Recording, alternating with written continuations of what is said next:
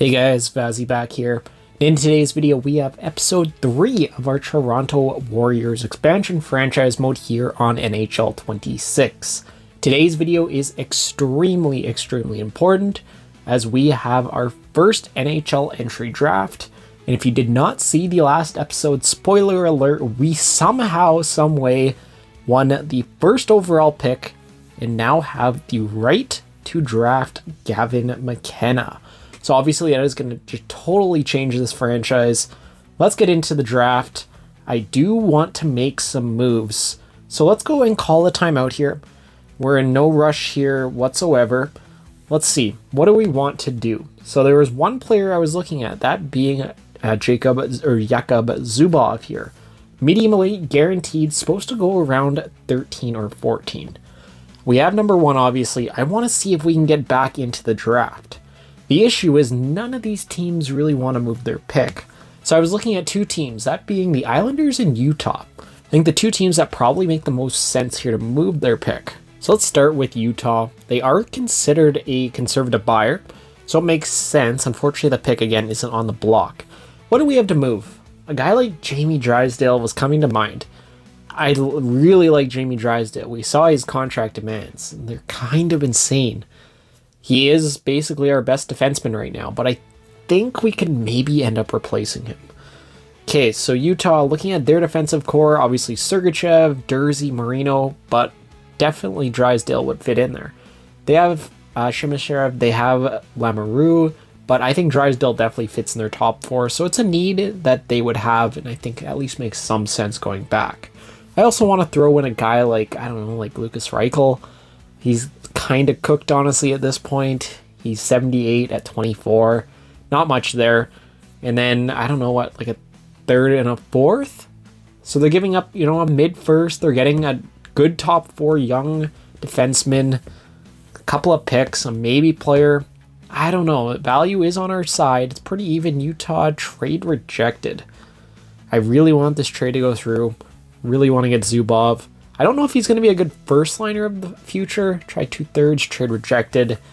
But I think he's definitely a centerman that you can lock down on that second line for, the next decade. I think they were saying he was supposed to be a 2-way forward, which again, I think probably is a, really good second liner of the future, but we'll have to see.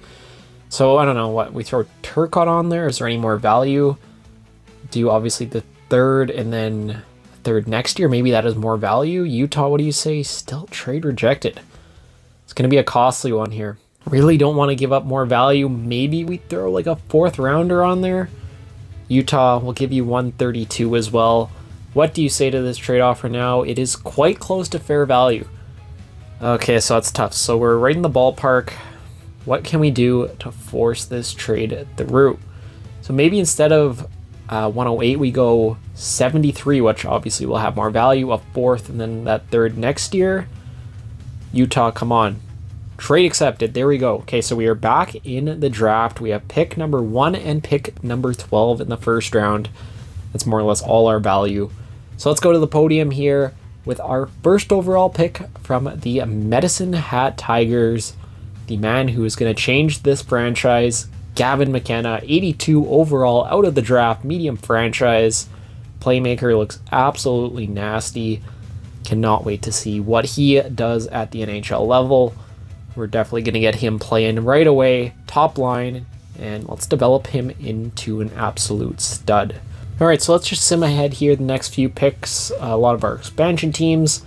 Verhoff to the Kings, Cameron to the Flames, Stenberg goes to the Apollos, Bjork to the Nordiques, Rubrick to the Thrashers. Very interesting. So a lot of medium elite players going around, guys that we're going to be seeing here for years and years to come. Okay, so Zubov, I do not see him getting taken. It looks like we are okay at pick number 12. So it looks like Belshets is the last of the medium elite run here early on. Obviously, we still have our guy available. Chase Reed would be a good option on the blue line. He is high top 4 though, not medium elite. I'm actually just seeing this Wyatt Waters guy. Defenseman, we know nothing about him. His grades are really good. That's very risky though. But if you can get in a medium elite defenseman, that would be really nice. The guys around him are medium 6, so I'm a little bit worried. I think we just have to kind of go with the sure thing. Might be a mistake. Let's go Zubov. Medium elite, and he is a sniper. Oh, okay, that's big. I was kind of just assuming he was going to be a two-way. But with him being a sniper, that means we can pair him with Gavin McKenna. Could be a very nice combo. Waters. Oh, he is medium elite. Offensive defenseman. We may have made a mistake. Either way, no matter what, you're getting an absolute stud of a player.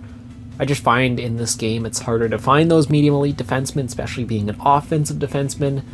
But it is what it is. I'm happy with the pick. Moving on to our second round selection. Who do we have available? So still some medium top 6 guys. Any EA generated ones potentially? Oh, we have William Lassell.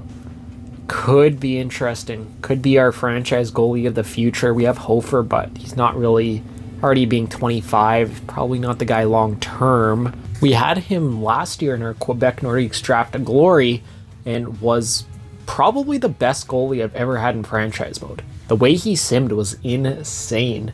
In this game, he isn't medium franchise. We did lower him. He was a little bit OP at franchise, but he's still medium elite.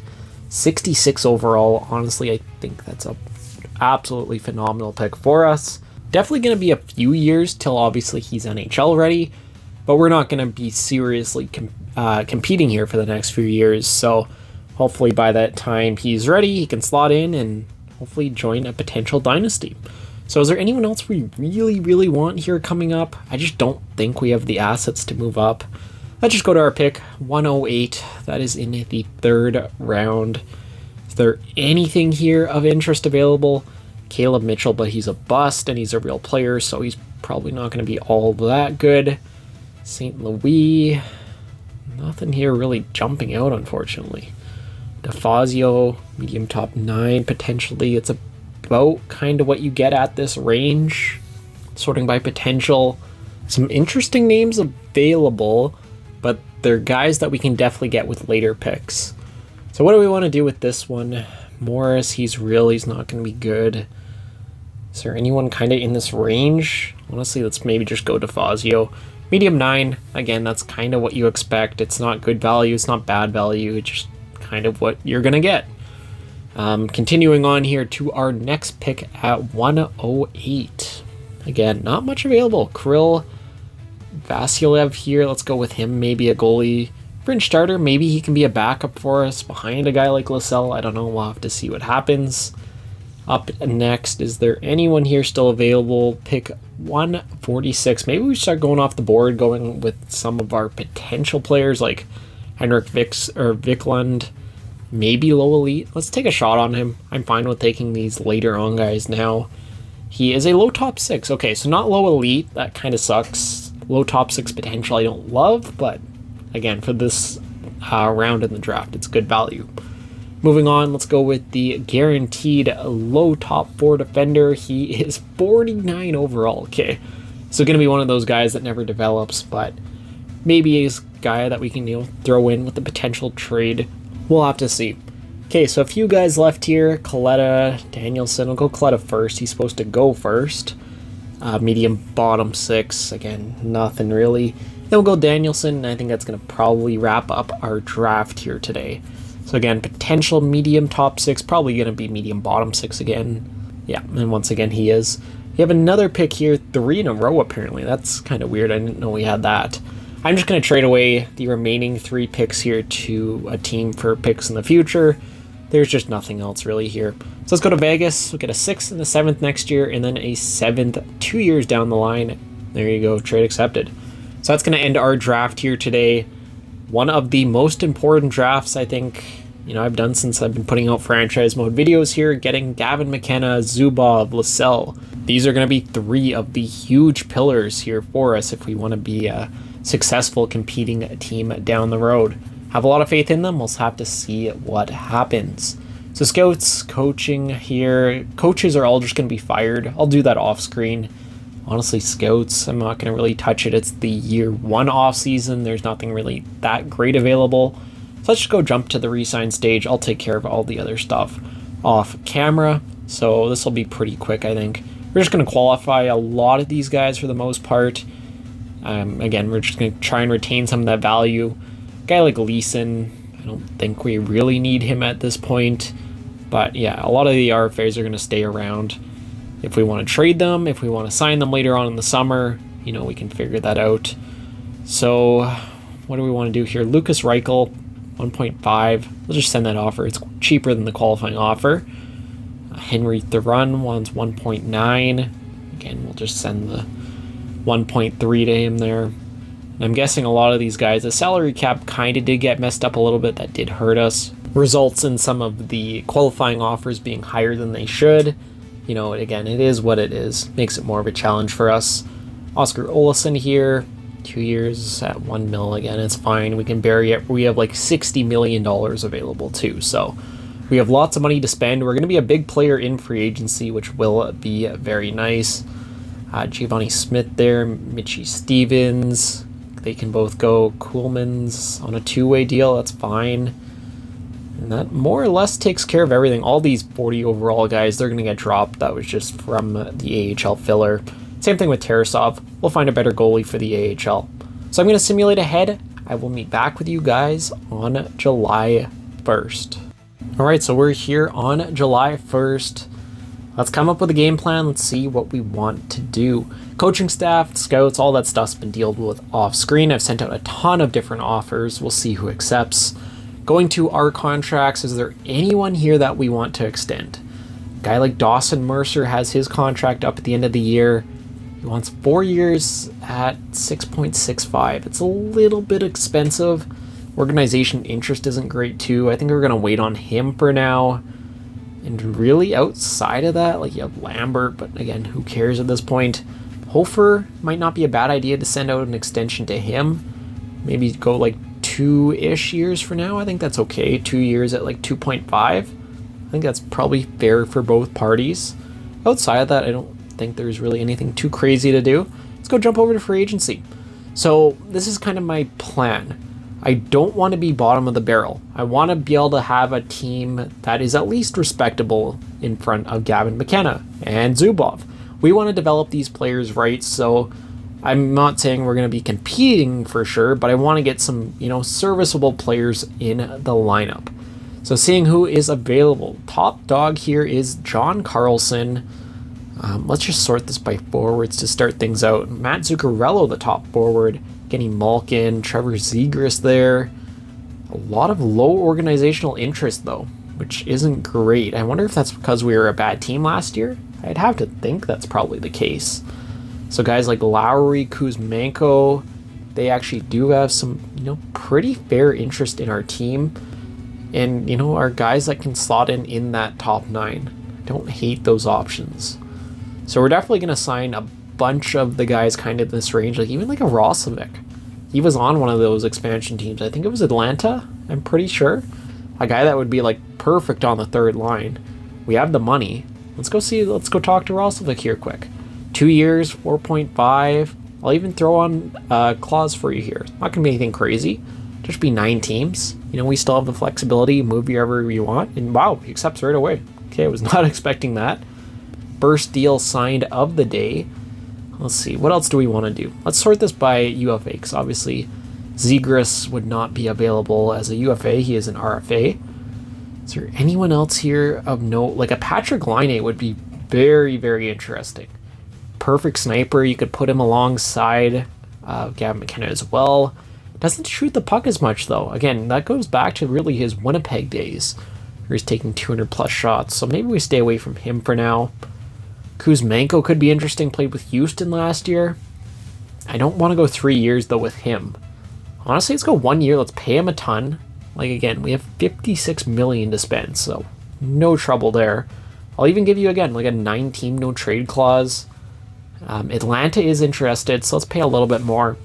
And let's send him out that offer. And wow, he accepts right away, too. I swear they changed that from last year. If you used to mess around with the years that players wanted, they almost never signed the day of. Interesting. Okay, forwards. Is there anyone else here that is somewhat interesting? Like an Eberle, but he's getting older. Jeff Skinner, Nyquist. Like all these guys are up there in age. I don't know. Eli Tolvanen actually would be kind of interesting. He put up 44 points and he dropped an overall? down to an 82? That seems a little weird.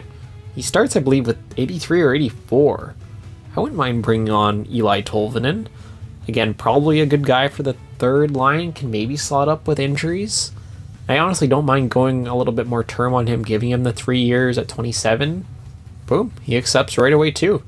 Getting a lot of answers here. We're not going to have to really wait on any of these guys making decisions, which is very nice. Another name there, Dickinson, that's actually kind of interesting. Wouldn't mind bringing in him as maybe like a third line center, super quick, good defensively. He was traded from Chicago to Buffalo last year. Could be an interesting name for us. We'll keep that in mind. Outside of that, we're dropping off to like 81, 80, so don't want to go really much lower than that. So let's go back to Dickinson.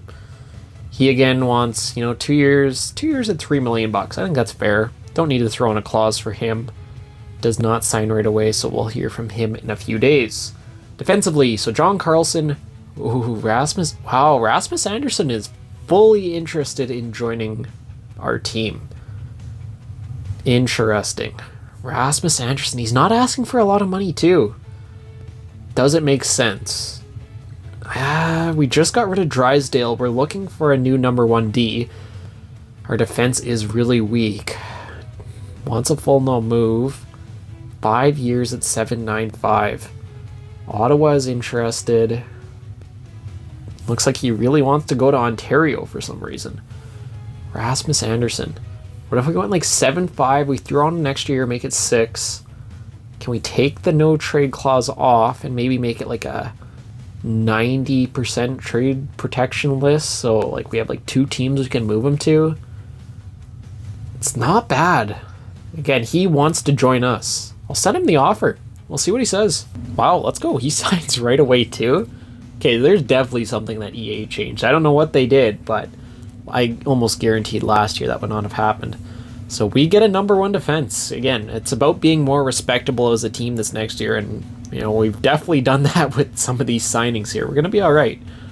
Defensively, is there anyone else here of note? I wouldn't mind bringing in, one more name. Not a ton out here. I guess we're going down to like Nick Leddy of players that have interest in us.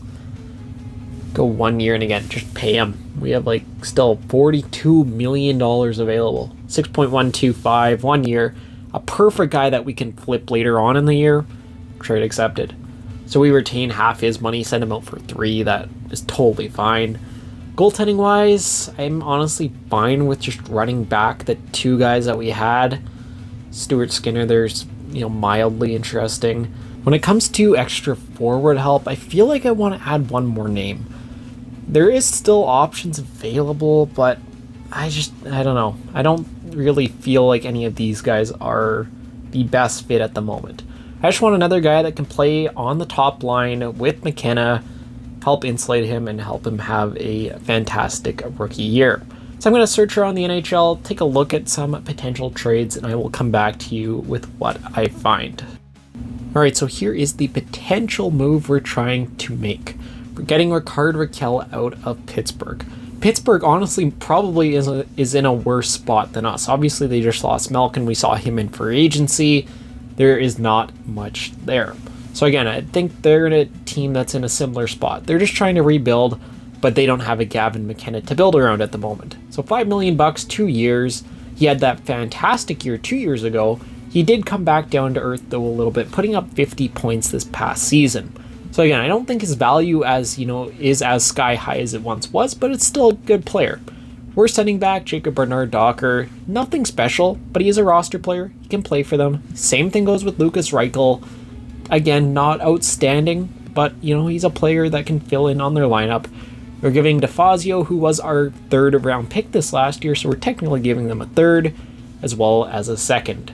So 2 roster players and basically a 2nd and a 3rd for Rakell. At this point, they're just trying to sell off pieces. They're trying to more or less bottom out themselves. Maybe they get a Landon DuPont next year. I have to see. Value is on our side. Pittsburgh, what do you say? Trade accepted. So I think more or less that's kind of everything I wanted to do for major moves of bringing people in. I'm going to sign a bunch of guys for the AHL. That, always happens. But we have to take care of some of our RFA issues. We have a lot of guys here that are still RFA.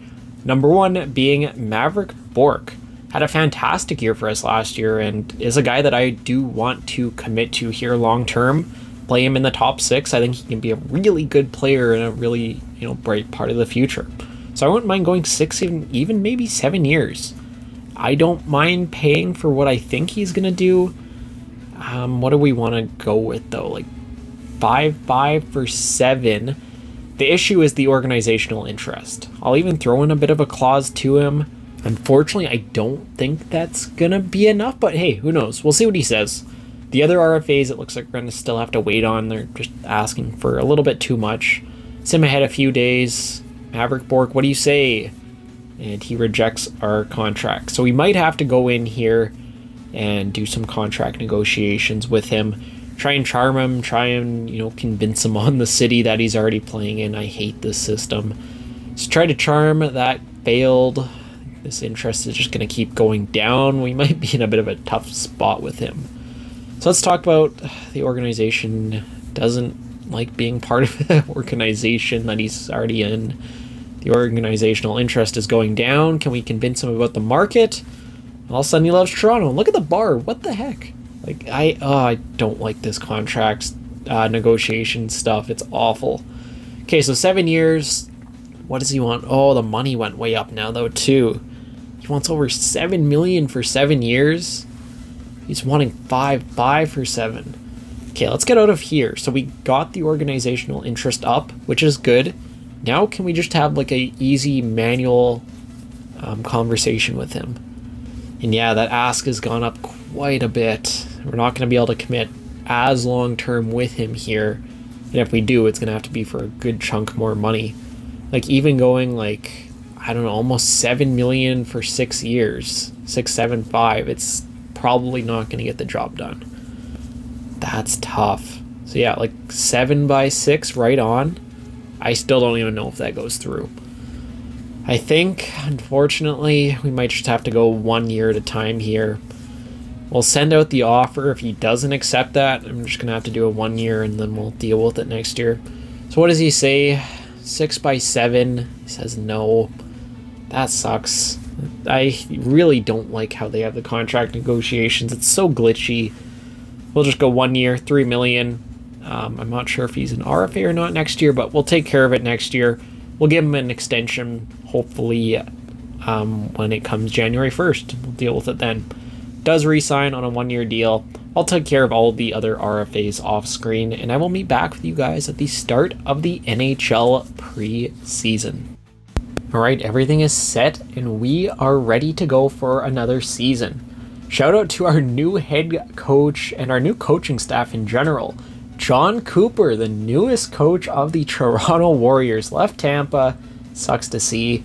Brought him in, and we also brought in Patrick Waugh as our new goalie coach. Couldn't resist doing that. I saw he was available. He actually took the offer as goalie coach right away, so that should be a massive strength for us. Looking at the lines, we have McKenna, Kotkaniemi, and Raquel that first line. Bourque, Zubov. We're going to try him second line center. We might have to send him down. I don't know if he's going to be ready.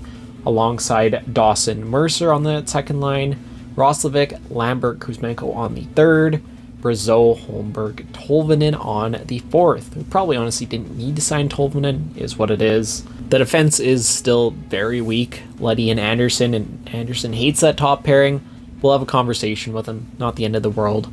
Whitecloud, Kuhlman's on the second, Thrun and Thompson on the third. I don't think we're going anywhere with that defense, is what it is. Hofer, Varlamov, still your goalies. AHL, I filled in, a lot of the spots that were filled up with 40 overall guys. It's still nothing all that crazy. In the net, I went with the Toronto meme. Reimer and Matt Murray are both back in Ontario, part of a different Toronto organization. So let's just get through the preseason, and then we're going to call it for today's video. Bit of a longer one. Normally franchise mode videos don't go longer than 20 minutes. This one's probably going to be closer to 25 or 30. But big episode, a lot of changes. Hopefully this team can start to turn around the corner here in its second season. I don't know. We'll have to see what happens. Have to see how McKenna ends up playing in his rookie season. On a side note there, what a preseason from the guys. Absolutely outstanding. Take a look at some of these individual stats here quickly. Maverick Bork leading the way. Zubov, look at that. 9 points in 8 games. McKenna 6 and 8. Pretty good. You know, some decent offensive numbers there from a lot of guys. I'm happy with that. Defensively, White Cloud leading the way. And Hofer, again, great numbers in the net. Hopefully he can keep that up here in the second season in Toronto. So I think that is going to do it here for today's video. Again, a very important one. Definitely sets, you know, our future in motion, and we have a new core here, and hopefully they can lead us to success. But that is going to do it for today's video. I will see you all in the next one.